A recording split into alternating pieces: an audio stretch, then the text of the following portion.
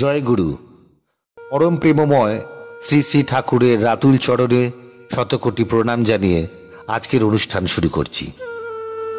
আজকের ভিডিওর থাম্বনেল দেখে নিশ্চয়ই বুঝতে পারছেন আজকের আলোচনার বিষয়বস্তু। ভিডিওটি কেটে কেটে না দেখে সম্পূর্ণটি দেখার জন্য অনুরোধ রইল, যাতে আপনারা অনেক অজানা তথ্যের সাথে সাথে আজ সৎসঙ্গের প্রসার এবং ব্যাপ্তির কিভাবে সূচনা হয়েছে এবং এর প্রথম প্রচারক কে ছিলেন সেসব বিষয়ে জানতে পারবেন। অনুষ্ঠানটি ভালো লাগলে অবশ্যই লাইক, শেয়ার এবং কমেন্ট করতে ভুলবেন না। শ্রী শ্রী ঠাকুরের আলোচনা শুনতে অবশ্যই সাবস্ক্রাইব করুন এই চ্যানেলটিকে। আসুন কথা না বাড়িয়ে এবার শুরু করা যাক আজকের অনুষ্ঠান। মহাপ্রভু চৈতন্যদেবের একান্ত পার্ষদ ছিলেন অদ্বৈতাচার্য। তাহারই পঞ্চদশ বংশধর ছিলেন শ্রী সতীশচন্দ্র গোস্বামী। শ্রী শ্রী ঠাকুরের সৎসঙ্গ আন্দোলনের তৃতীয়তম সেনাপতি বলতে গেলে তাকেই মানা হয়। এক কথায় সতীশচন্দ্র গোস্বামী ছিলেন সৎসঙ্গ আন্দোলনের প্রথম প্রচারক। তিনি অধুনা বাংলাদেশের শালগাড়িয়ার ঠাকুরবাড়ির কনিষ্ঠ সন্তান ছিলেন। তিনি পাবনা জেলার শালগাড়িয়ায় 1281 খ্রিস্টাব্দে জন্মগ্রহণ করেন। শিক্ষা জীবনে প্রথমে ইংরাজি স্কুলে এবং তারপর ভর্তি হয়েছিলেন পাবনার টোলে। টোলে যাতায়াতের পথে কিশোর ঠাকুরকে তিনি দেখতে পেতেন।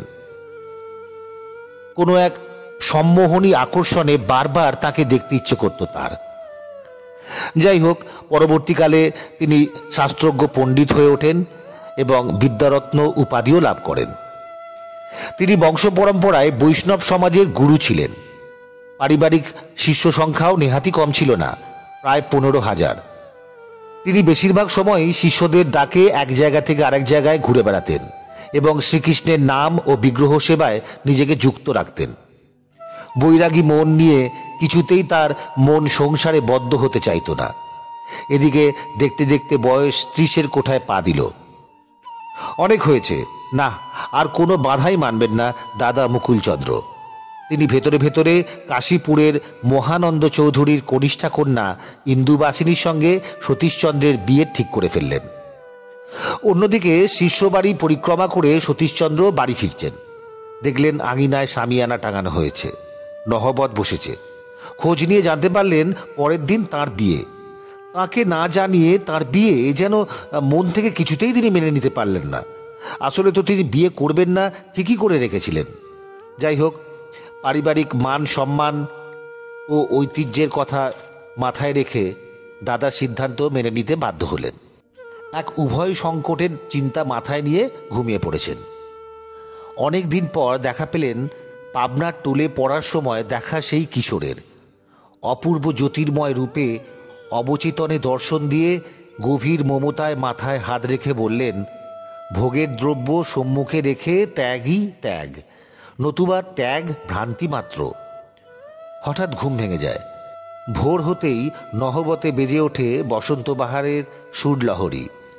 বিয়েটা সম্পন্ন হয় তার। অভিভাবকরাও দুশ্চিন্ত মুক্ত হলেন। বিবাহ বন্ধনে আবদ্ধ হলেও ক্ষুদ্র সংসারের বন্ধনে তিনি আবদ্ধ হননি কখনো। বৃহত্তর পরিবেশের সেবা নিয়ে তিনি ব্যস্ত থাকতেন। পারিবারিক শিষ্যদের বিপদে আপদে মাঝে মধ্যেই ছুটে যেতে হয় দূর দূরান্তে। তার উপর বাড়িতে 12 মাসে 13 পার্বণ লেগেই আছে। শ্রীকৃষ্ণের দ্বাদশ যাত্রার রাস, রথ, দোল, ঝুলন ইত্যাদি উৎসব উদযাপন করতে হয় তাকে। অগণিত শিষ্য সমাগম লেগেই থাকে। এইসব হুড়হাঙ্গামা নিয়ে দেখতে দেখতে কেটে গেল 6টি বছর। এত চাপ থেকে বিরাম নিতে এবার একটু তীর্থযাত্রায় বেরোতে মনস্থ করেন। 1319 বঙ্গাব্দের কার্তিক মাসে তীর্থভ্রমণের উদ্দেশ্যে বেরিয়ে বাজিতপুর ঘাটে আসেন স্টিমার ধরতে। স্টিমার আসতে দেরি আছে শুনে শিষ্য পুলিন ঘোষ তার বাড়িতে তাকে নিয়ে যান বিশ্রামের জন্য।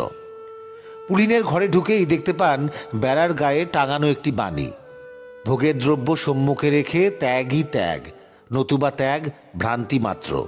বাণীটি তরঙ্গ তোলে তাঁর অন্তর্জগতে। মনে পড়ে যায় বিয়ের আগের রাতের স্বপ্নের কথা।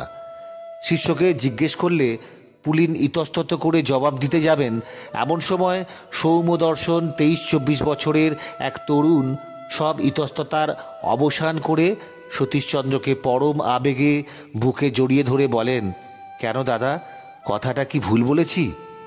দাদা আর কি বলবেন, দাদার তখন বাকরুদ্ধ অবস্থা। এ তো সেই আকর্ষণকারী পাবনার কিশোর, টুলে যাতায়াতের পথে যার সাথে মাঝে মাঝে দেখা হতো। এ তো সেই স্বপ্নে সমাধানদাতা জ্যোতির্ময় মানুষটি। এক স্বর্গীয় আনন্দের বিহ্বলতায় এক দৃষ্টে তাকিয়ে থাকেন সতীশচন্দ্র। শিষ্য পুলিন বলে ওঠে, এর নাম অনুকূলচন্দ্র চক্রবর্তী, হিমায়তপুরে থাকে। আশেপাশের গ্রামের অনেকেই ঠাকুর বলে ডাকে। অসীম ভক্তি করে তাকে সবাই ঠাকুর বলেন। ঠাকুর আবদারের সুরে সতীশচন্দ্রকে বলেন, দাদা, আমার তো মনে হয় আপনি আমার জন্ম জন্মান্তরের বড় ভাই ছিলেন। যাবেন নাকি একবার আমাদের কীর্তনের আসরে কিশোরী বৈরাগীর বাড়িতে? সতীশচন্দ্র অনুকূলচন্দ্রের মধুর আবদারের উত্তরে বলেন, আমি তো তীর্থযাত্রার সংকল্প নিয়ে বেরিয়েছি, আজ আর যাওয়া হবে না। তীর্থ সেরে ফেরার পথে কীর্তনের আসরে যাব। ঠিক আছে দাদা, আমার কথা ভুলে যাবেন না কিন্তু। মনকে কিছুতেই বাগ বানানো যাচ্ছে না। তীর্থে গিয়ে তীর্থপতি দেবতার ধ্যান করতে গেলেই ভেসে ওঠে অনুকূলচন্দ্রের জ্যোতির্ময় অবয়ব। অঞ্জলি দিতে গিয়ে দেখেন অঞ্জলি দিচ্ছেন তাঁরই পাদপদ্মে। শ্রবণে ঝঙ্কৃত হয় আবেগ ভরা আকুল আহ্বানের সুর, দাদা, আমার কথা ভুলে যাবেন না কিন্তু। না, তীর্থে আর মন বসছে না। সমস্ত মনটাকে দখল করে নিয়েছে ওই অনুকূলচন্দ্র। তীর্থযাত্রা অসমাপ্ত রেখেই ফিরে আসেন। বাজিপুর স্টিমার ঘাটে নেমে দেখেন পুলিনের ভাই মুকুন্দ দাঁড়িয়ে। অনুকূলচন্দ্র তাকে পাঠিয়েছেন কিশোরী মোহনের বাড়িতে নিয়ে যাবার জন্য। মুকুন্দকে অনুসরণ করতে করতে অগ্রসর হতে থাকেন। দূর থেকে ভেসে আসছে সংকীর্তনের সুর। শুনতে শুনতে পৌঁছে যান কিশোরী বৈরাগীর কীর্তনের আঙিনায়। সন্ধ্যা তখন সমাগত, তখনও সান্ধ্য দ্বীপ জ্বলেনি। সতীশচন্দ্র ঘরে ঢুকতেই সবাই উঠে দাঁড়ালো। ঠাকুর এগিয়ে এসে সতীশচন্দ্রকে পাশে বসান। বলেন, এসেছেন দাদা, চলুন এবার কীর্তন করা যাক, কীর্তনের আগুন জ্বালিয়ে দিন। কিশোরী মোহন তখন বাণী সহযোগে গান ধরেছেন। ঘরে বসে নিবিষ্ট মনে শুনছিলেন সতীশচন্দ্র। হঠাৎ ঠাকুর হাত ধরে ঠেলে দেন আঙিনার কীর্তনের আসরে। নিজেও ঝাঁপিয়ে পড়েন কীর্তনে। গোসাইয়ের হাত ধরে শুরু করেন নৃত্য। কিশোরী মোহনও উড়তে বাহু তুলে শুরু করেন তাণ্ডব নৃত্য। কীর্তনের আবেশে অপূর্ব ভঙ্গিমায় নেচে চলেছেন ঠাকুর। মুহুর্মুহু শরীরের রং পরিবর্তন হচ্ছে তার। রামধনু রঙের 7টি রঙে রঞ্জিত হচ্ছে দেহখানি। তুমুল বেগে কীর্তন চলছে। ভাববিহ্বল ঠাকুর অবিরাম নৃত্য করতে করতে ভূমিতে পড়ে যান। বাহ্য জ্ঞান শূন্য হয়ে পড়েন। ভক্তরা ধরাধরি করে শুইয়ে দেন। দেহে জীবনের লক্ষণ পর্যন্ত নেই। তার ভাব সমাধি হয়েছে বুঝতে পেরে ভক্তের দল তন্ময় হয়ে প্রচণ্ড বেগে কীর্তন করতে থাকেন। তার নিস্পন্দ দেহে হঠাৎ স্পন্দন শুরু হয়। ডান পায়ের বুড়ো আঙুলটি থরথর করে কেঁপে ওঠে।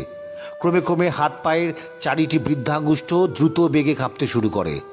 ধীরে ধীরে স্থিমিত হয় কম্পন। শুরু হয় আসন। অভিনব মুদ্রায় অঙ্গ প্রত্যঙ্গের অপূর্ব বিন্যাসে আসন হয়ে চলেছে। দেখে দেখে মনে হলো দেহে অস্থির কোনো অস্তিত্বই নেই। শ্রমসাধ্য আয়াসসাধ্য প্রায় শতাধিক রকমের আসন হবার পরে পুনরায় নিথর নিশ্চল মৃতবৎ হয়ে ভূমিতে পড়ে থাকেন ঠাকুর। উচ্চারিত হতে থাকে গভীর তাৎপর্যপূর্ণ অসংখ্য বাণী। অনেকক্ষণ ধরে বাণী প্রদান করার পর ধীরে ধীরে লীলা থেকে প্রত্যাবর্তন করেন নিত্য জগতে। নিষ্প্রাণ দেহে ফিরিয়ে আনেন প্রাণের স্পন্দন। উচ্চকণ্ঠে চিৎকার করে বলেন, আমি জল খাবো, গোসাইয়ের হাতে পদ্মার জল খাবো। গোস্বামী সতীশচন্দ্র পদ্মায় ডুব দিয়ে ঘটি করে জল নিয়ে আসেন। জল পান করে তৃপ্ত হন তার প্রাণের দেবতা শ্রী শ্রী ঠাকুর অনুকূলচন্দ্র। সহজভাবে কথাবার্তা বলতে শুরু করেন। সেদিনের মতো কীর্তনের আসর সাঙ্গ হয়। যে যার বাড়িতে ফিরে যায়। অনন্তনাথের সঙ্গে গোসাই গেলেন কাশীপুরের শ্বশুর বাড়িতে। সারা রাত ঘুমোতে পারেননি। গোসাই উল্লসিত হয়ে উঠলেন পরম আরাধ্য পুরুষোত্তমের সন্ধান পেয়ে। ভোরে উঠে পুকুরে স্নান সেরে স্বহস্তে মাটির শিব মূর্তি গড়ে পুজো করে অঞ্জলি দিতে গিয়ে দেখেন অঞ্জলি গ্রহণ করছেন দয়াল ঠাকুর শ্রী অনুকূলচন্দ্র। বাড়ি ফিরে রাধা গোবিন্দের ধ্যান করতে গিয়ে ধ্যানে ভেসে ওঠে অনুকূলচন্দ্রের মূর্তি। কৃষ্ণ নাম জপ করতে গিয়ে জপ হচ্ছে অনুকূল নাম। যেদিকে তাকায় সেদিকেই অনুকূল। কথা বলতে সাহস পাচ্ছেন না। আছে অনুকূল ঢুকে পড়ে মুখের মধ্যে সেই আশঙ্কায়। ওদিকে অগণিত ভক্তের দল তাদের কুলগুরুকে দর্শন প্রত্যাশায় অপেক্ষা করছেন। ঠাকুর ঘর থেকে বেরোচ্ছেন না দেখে চিন্তিত হয়ে পড়েন শ্বশ্রুমাতা রাধারানী দেবী। ডেকে ডেকেও কোনো উত্তর পাচ্ছেন না। অতিরিক্ত সাধন ভজন করে পাগল টাগল হয়ে গেল না তো জামাই বাবা জীবন? অজানা এক আশঙ্কা নিয়ে ছুটে যান দূর সম্পর্কীয় ভাই অনন্তনাথের কাছে। সেও তো সাধন ভজন করে, সে হয়তো ভালো বুঝবে, সেই আশা নিয়ে অনন্তনাথ রায় সব শুনে উৎফুল্ল হয়ে চলে আসেন রায়চৌধুরী বাড়ি। গোসাই তখনও নিশ্চলভাবে দণ্ডায়মান। অনন্তনাথ ওই অবস্থা দেখে জড়িয়ে ধরে নাচতে থাকেন মহানন্দে। বললেন, হয়েছে তো, এবার চলো জায়গা মতো যাওয়া যাক, বলে গোসাইকে নিয়ে এলেন নিজের বাড়িতে। দুজনেই সপাকি, একবেলা করে খান।